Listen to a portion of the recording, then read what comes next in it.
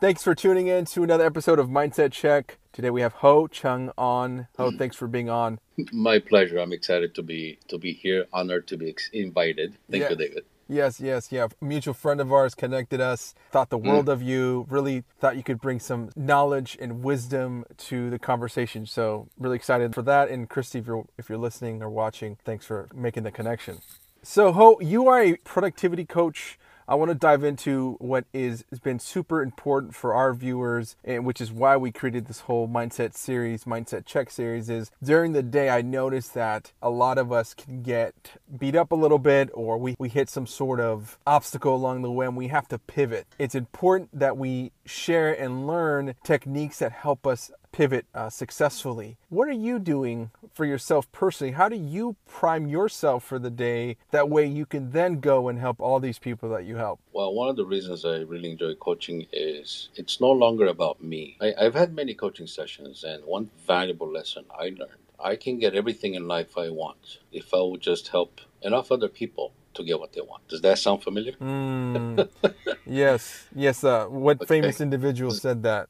Zig Ziglar. There you go. That's it. I realized that I think a lot of us, we work and do the impossible for others much more likely than we do it for ourselves. And it becomes because now it's no longer about me, it's about somebody else.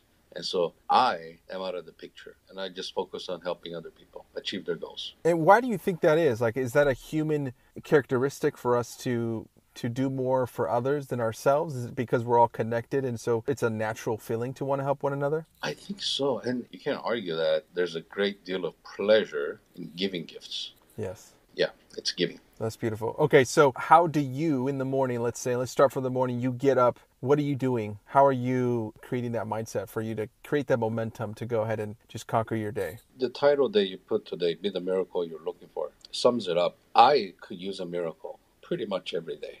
I think we could all use a miracle. And I am positive there's someone out there could really use a miracle today. And so when I focus on that, it's like, whose miracle can I be today? Yeah. And then, start the day. One of my coaches' daily question in the morning was, whose life are you going to make better today? Mm-hmm.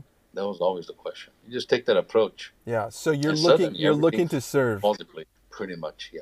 Yeah. Serving your clients, serving your community, serving your family. When you're doing that, you decide how you're going to show up. How do you execute on that? So you said, how am I going to be a miracle today? Who am I going to help? How does that help guide you through the day? The why is there. The why is other people. Mm-hmm. And the how is now the skill. I need a certain skill set. The desire might be there. If I don't have skill, I'm no good. Mm-hmm. And so how can I be better today for serving others? And so there are many different things. And just an example, like, technical issues, like how to write an offer, representing clients, conversation with clients, communication skills. Mm-hmm. And so I'm constantly learning on how to communicate better. And so how do I really get good at this? The word excellence comes to mind. How do I become excellent at something? Mm-hmm. And that really drives my day pretty much. It's like a learning. And how did you become like this? I mean, a lot of us go through trials, tribulation. If we're lucky that we're gifted with parents who teach us this way of being. Were you always like this? Did you become like this out of necessity? Talk to me about that. I have a great deal of admiration for a lot of people. And I look, why do I admire these people? These are badass people. They got some mad skills. They're really good at what they do. Like Jackie Chan, martial arts, for example. They make it look so easy. Let's look at athletes, professional athletes. They are excellent at what they do. And yet we want to succeed without wanting to learn the skill. Right.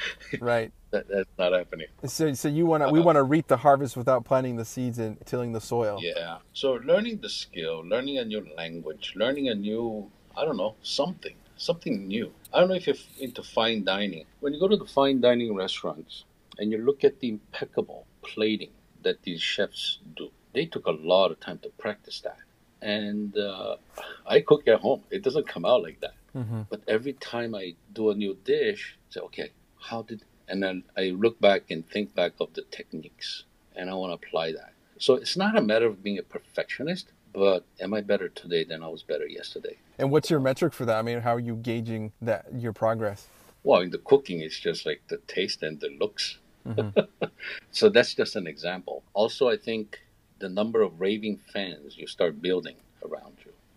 And that's really hard to say who is the raving fan, but I think a good measure is referral business. There's a chef I admire greatly, Aitor Zabala. He's from Somni. I rave about him. And then I'm thinking, is there someone out there raving about me as a professional in my industry? And so I'm like, okay, what am I going to do today so somebody can rave about me? And I have to be really learning some skills in order to achieve that. Sure. Especially if you want to operate at that level of excellence that you're talking about. Just one thing at a time, right? I don't know who said it, but the most perfect technique is that which is not noticed at all. You make it easier. And another one is, if you want to do great things, do small things in a great way. So you perfect that one little thing. Have you heard of the book Atomic Habits? I've heard about it. James Clear, I'm currently at the end of the book. It's a phenomenal book. I encourage anybody to pick it up. The focus is on doing the small things, right? It's creating those small habits that create momentum in your life. And it's amazing, there's a way to do that. There's techniques, there's habit stacking, and a lot of ways that you can do that. But the focus is the little things, it's the subtle things. Yes. And I don't know about you, but I'm the type of guy who's like, I want big change. I want big change now, right? And so I'm learning to step back and say, okay, what can I do today? The little things, planting the seeds that'll create the big change or the big momentum that I want. Because, that's where you create true changes through the habits, through identity. I think we have a lot to learn by watching the professional athletes. They just practice and practice, one little move at a time. Right. Who said it? Slow is smooth, smooth is fast, or something like that. Sure. I'm curious, I want to dive into your head a little bit. What are you thinking? What is your thought process when you come across a challenge? So let's say Ho is going through the day, boom, he meets a challenge. How do you address it? How do you overcome it?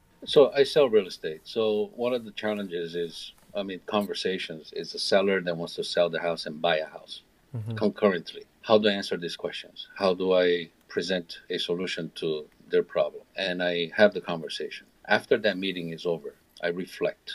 Did everything go well? Could I have done better? And then I'll go back and rewrite the scenario, go through the conversation out loud, just by myself in the room. But it's a script that you practice.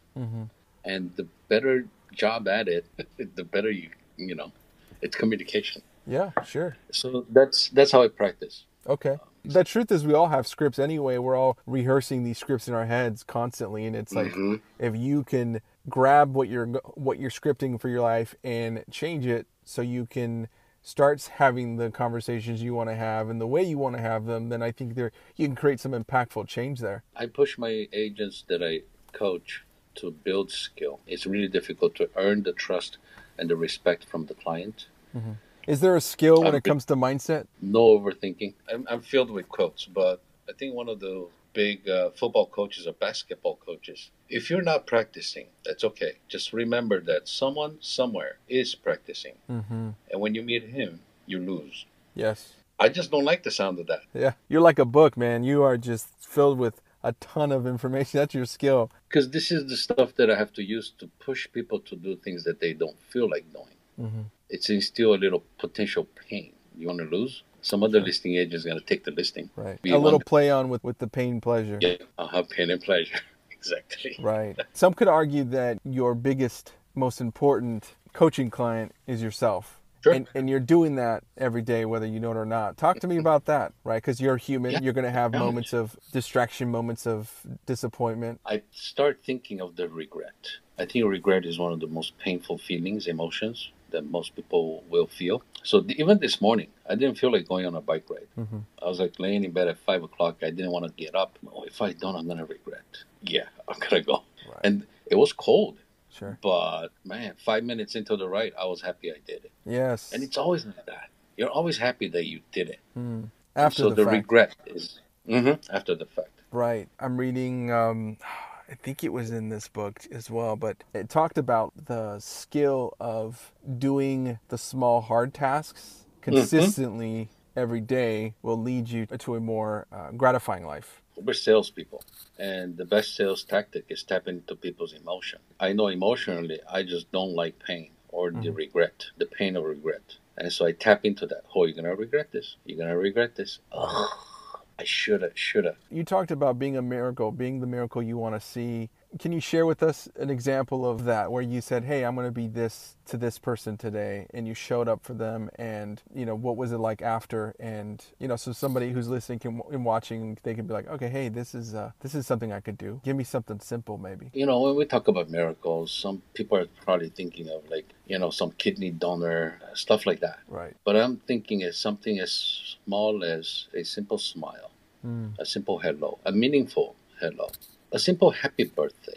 We're on social media. We have thousands of friends and followers. And yet we're so cheap with the likes and the comments. Sure. And the acknowledgement that we're all hungry for. We can give this for free. It doesn't cost anything. Go on Facebook. I look at who's doing the birthday. Happy birthday, happy birthday, happy birthday. In the hopes that will brighten up their day. I really don't think there's a person out there that wakes up in the morning and the first thing that comes to their mind is, how can I screw somebody over today? I highly doubt that. The day progresses for them, they start having a bad day. And now they're not a pleasant person in society.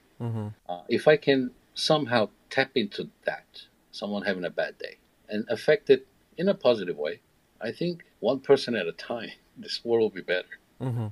100%. So what I hear what you're saying is when you wake up, the natural tendency for most of us is to focus on ourselves. What you're doing to give you the motivation, give you the courage, the energy to go into your day is you're looking outside and saying, who can I help? Whose miracle can I be? And by doing that, you're giving yourself that drive. You're able to get outside of yourself and really get into your world and be a catalyst for positive change. And learn the skills that are needed to achieve that. What skills would you say that is? I think communication skill is number one. Conversational skills. Here in this little quick chat between you and I, we didn't say like, hey, how's the weather there? Or like, how was your weekend? Those typical, Right. No. Yep. We need more of that communication skill. If you could leave, the listeners, the viewers with one last thing, something to encourage them into the weekend, to their next week, leave them with something special, Ho. I'll quote Elon Musk. You get paid in direct proportion to the difficulty of problems you solve. And I say problems, it could be somebody's miracle or someone needs a little help. And so this is paying forward. So who has a problem that I can solve? I love it. Constantly look for. Next time when you ask someone, hi, how are you? You should be asking, how are you? Like in a meaningful way. Sure. Is there a problem that I solve? There's a big difference. There is. And it's the way you feel, the way you hear it, the way everybody's like, hey, how are you? It's just a hi, right? But if you say, hey, how are you doing today? Like, and really dive in and be there fully present. I love that, Ho. You've been such a great guest. I love our conversation. I'd love to have you back and talk a little bit more about